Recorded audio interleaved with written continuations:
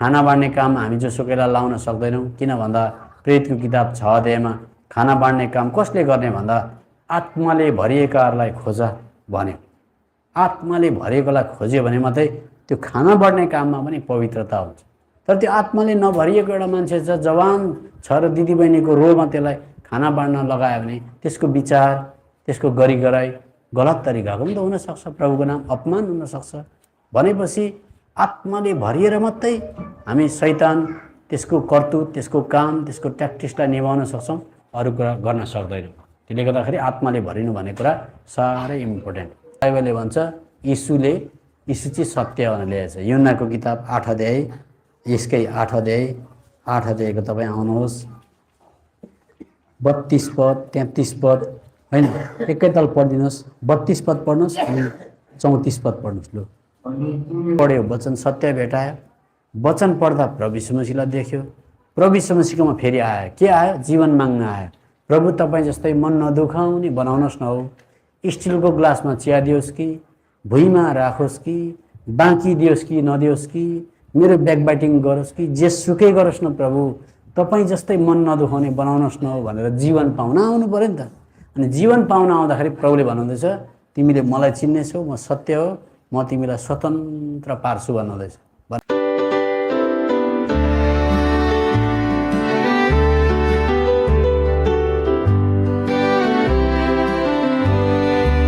यो चाहिँ हाम्रो बाइबल स्टडी हो। अघिको चाहिँ सुसमाचार।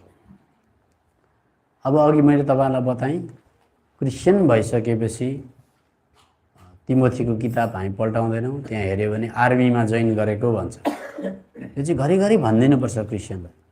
आर्मीमा जोइन गर्ने मान्छेले कहिले हत्तापत्ता छुट्टी पाउँदैन भनेर लेखेको छ। आर्मी भनेको नि लडाइँ, गोला बारुद, मारामार गर्ने कुरा। तर कस्तो आर्मी भन्दा यो चाहिँ मान्छे मार्ने आर्मी होइन, यो चाहिँ मान्छेलाई घात गर्ने होइन, यो चाहिँ शैतान र त्यसको फौजसँग लड्ने सिपाहीमा भर्ना भएको। त्यो त क्रिस्चियनले आफ्नो कमिटमेन्ट बिर्सिनु हुँदैन, नियुक्ति पत्र पनि बिर्सिनु हुँदैन। क्रिस्चियन चाहिँ आर्मी हो, उसले पक्का म लड्छु भनेर ऊ आएको। त्यसले गर्दा एकखेप प्रभुलाई पाइसकेपछि हाम्रो विरुद्धमा 3 किसिमको शत्रु लड्न आउँछ। त्यो चाहिँ के हो भन्दा आफ्नै शरीरमा पनि धेरै प्रकारको राक्षसहरू हुन्छन्, अघि हामीले हेऱ्यौँ।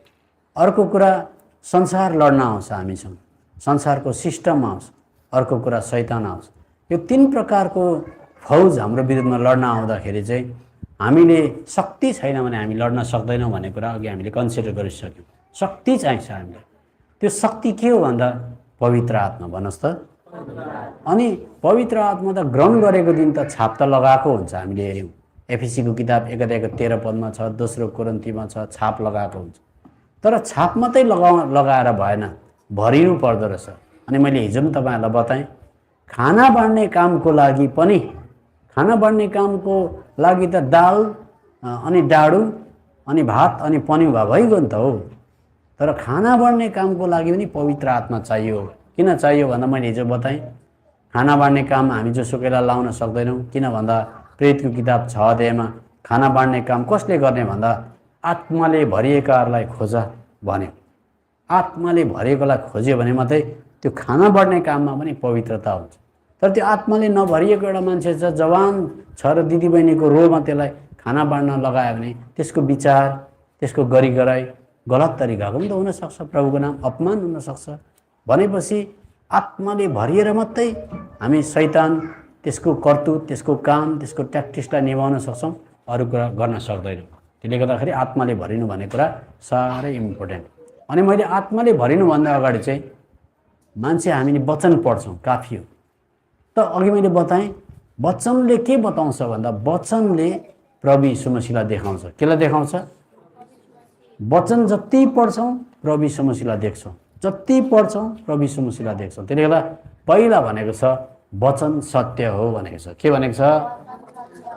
यूहन्नाको किताब 17 अध्यायको 17 पद पढ्नुहोस्।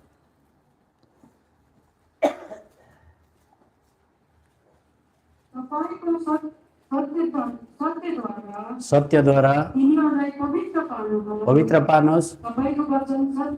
हेर्नुहोस् अब राम्रोसँग बुझ्नुहोस् है, बाइबल सजिलो तरिकाले बताउँछु, सधैँभरिलाई काम लाग्छ।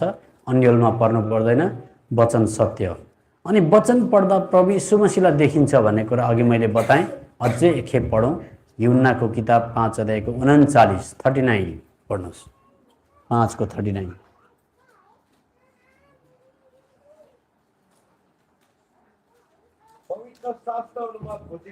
पवित्र शास्त्रहरूमा खोजी गर,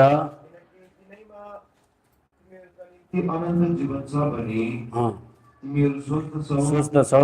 अनि मेरो विषयमा गवाई दिने तिनै हुन्। भन्नु मतलब बाइबल पढ्दा मेरो बारेमा चाल पाउँछौ भनेको। बाइबल पढ्दा बाइबलले मलाई अङ्कित गर्छ, मलाई देखाउँछ। तिमीले बाइबल पढ्दै जाँदा मलाई देख्नुपर्छ भनेको। अनि हाम्रो बिहान फ्यामिली प्रेयरमा भाइले पनि बताउनु हुँदै थियो, हामीले बाइबलको विभिन्न प्रकारको गहिरो गहिरो रहस्यहरू, पुरानो नियमको कुराहरू खोजेर हामी बाइबल स्कलर हुनु छैन। हामीले प्रत्येक सेवामा यीशु मसीहलाई देख्न सक्नुपर्छ। यीशु मसीह हाम्रो मोडल हो, हिरो हो। अनि बाइबल पढ्दै जाँदा हामीले यीशु मसीहलाई देखाउँदो रहेछ बाइबलले। अब यीशु मसीहलाई देखाइसकेपछि हामी यीशु मसीहकोमा आउँछौँ। सुन्नुहोस् है, अब बाइबल पढ्छौँ, केही कुरो बुझ्छौँ। मानिलिउँ तपाईँले एउटा कुरा बुझ्नुभयो अरे, एफएसी 4 को 31 पद पढ्नुभयो अरे। लु पढ्नुहोस् त, एफएसी 4 को 31 पद। एफएसी 4 को 31 भन्दा पनि अर्को पढौँ न, अझै राम्रो। यूहन्नाको किताब 7 अध्यायको कति पढौँ भने नि, म हतार नगरी बताउँछु अनि तपाईँले लास्टमा गएर चाहिँ बुझ्नुहुन्छ कुरा हो। यूहन्नाको किताब 7 अध्यायको कति पढ्नुहोस् भनेदेखि 53 पद पढ्नुहोस्। 53। अनि हरेक मानिस आफ्नो घर गयो। 8 अध्यायको 1 पद पढ्नुहोस्। तर यीशु जैतुन डाँडामा जानुभयो। अब सुन्नुहोस्, बाइबल पढ्दा क्रिस्चियनले हतार नगरी पढ्यो भनेदेखि चाहिँ के देख्छ? बाइबल पढ्दा यीशुलाई देख्नुपर्छ है। सुन्नुहोस् है, अब यहाँ के देख्छ? 53 पदमा, 7 को 53 मा, हरेक मानिस आफ्नो आफ्नो घर गयो भनेको दिनभरि प्रभुले धेरै बिमारीलाई जाति गर्नुभयो, सबैजना जाति भए, फिस कसैले तिर्नु परेन, सबैजना खुसी भए, सबैजना घर गए। तर कमसेकम हामी डाक्टरकोमा गएर देखाइसकेपछि, दबाई लेखिसकेपछि पनि थ्याङ्क यू डक्टर, हवस् डक्टर भनेर जति सक्दो पछाडि सर्दै सर्दै निस्किन्छौँ कि निस्किँदैनौँ? हामी एउटा डक्टरलाई फिसै तिरेर थ्याङ्क यू 2-3 खेप भन्छौँ। तर प्रभु यीशु मसीहले सबैलाई जाति गर्नुभयो। अब थ्याङ्क यू कसले भने मलाई थाहा छैन, सबैजना आफ्नो घरमा गयो अरे। अब साँझ पऱ्यो नि त, साँझ परेपछि यीशु मसीह चाहिँ कहाँ जानुभयो अरे?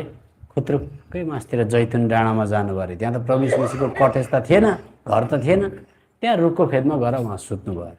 अब दिनभरि बिमारी जाति गरिसकेपछि त एउटा न एउटाले त कमसेकम प्रभु तपाईँ आज कहाँ बस्नुहुन्छ? जुन हाम्रो घरमा भोक पनि लाग्यो होला, तिर्खा पनि लाग्यो होला, कमसेकम सोध्नु पर्थ्यो कि पर्दैन? भन्नुहोस् त सबजना, सोध्नु पर्यो। तर कसैले सोधेन। प्रभु यीशु मसीह पनि खुत्रुक्कै जङ्गलमा जानुभयो, रातभरि त्यहाँ बस्नुभयो, लुगा पनि छैन, तोसक पनि छैन, सिरक पनि छैन, किरा कति हो, निन्द्रा लाग्यो लागेन। तर थपक्कन बिहानै उठेर आउनुभयो।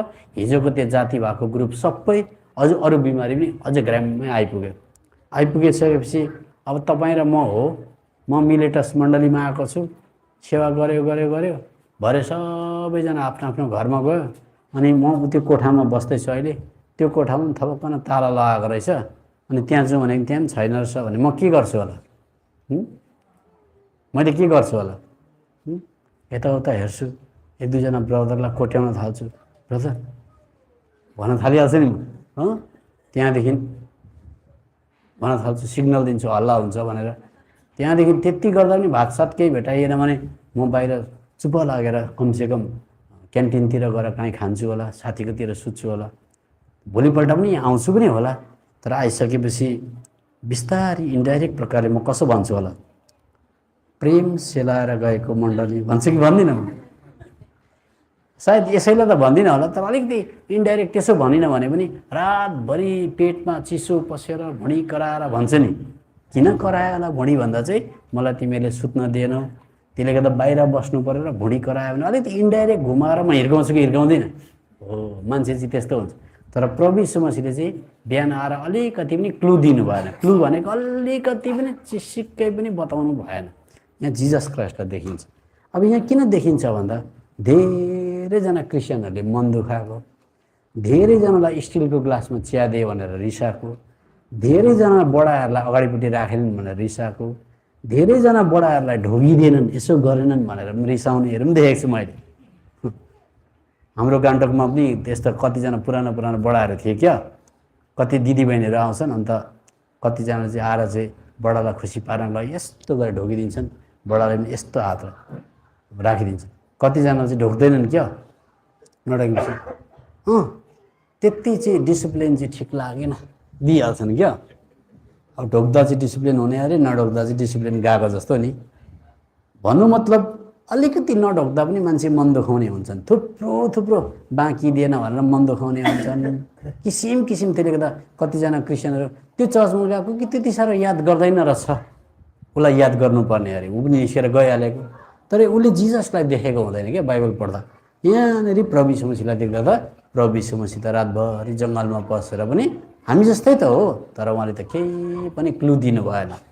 अब यो पढ्दा जिजसलाई देखिन्छ भन्ने कुरा, त्यहाँबाट प्रभु, अब मैले के भन्नु पऱ्यो, प्रभु तपाईँ जस्तै दुःखमा पनि मन नदुखाउने, चित्त नदुखाउने मलाई बनाउनुहोस् न भनेर म फेरि वचन सुनिसकेपछि जिजसकैमा जानुपर्छ पर्दैन भन्नुहोस्? पर्छ। त्यसले गर्दा यूहन्नाको किताब 5 अध्यायको 40 पद पढ्नुहोस् त।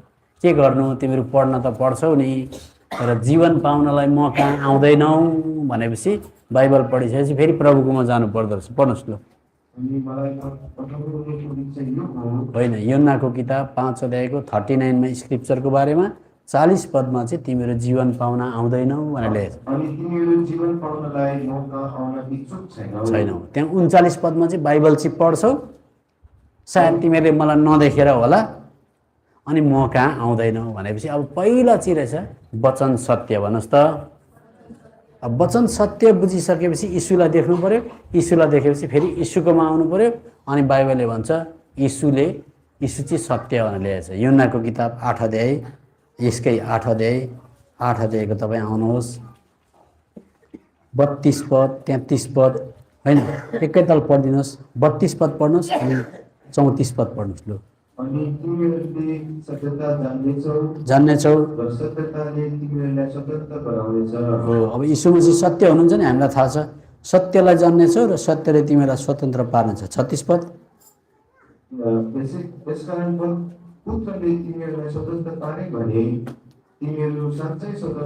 हो, अब सुन्नुहोस् है, अब 2 स्टेप आए। वचन पढ्यो, वचन सत्य भेटायो, वचन पढ्दा प्रभु यीशु मसीहलाई देख्यो, प्रभु यीशु मसीहकोमा फेरि आयो। के आयो? जीवन माग्न आयो। प्रभु तपाईँ जस्तै मन नदुखाउने बनाउनुहोस् न हो, स्टिलको ग्लासमा चिया दियोस् कि, भुइँमा राखोस् कि, बाँकी दियोस् कि नदियोस् कि, मेरो ब्याकबाइटिङ गरोस् कि, जेसुकै गरोस् न प्रभु तपाईँ जस्तै मन नदुखाउने बनाउनुहोस् न हो भनेर जीवन पाउन आउनु पऱ्यो नि त। अनि जीवन पाउन आउँदाखेरि प्रभुले भन्नुहुँदैछ तिमीले मलाई चिन्नेछौ, म सत्य हो, म तिमीलाई स्वतन्त्र पार्छु भन्नुहुँदैछ।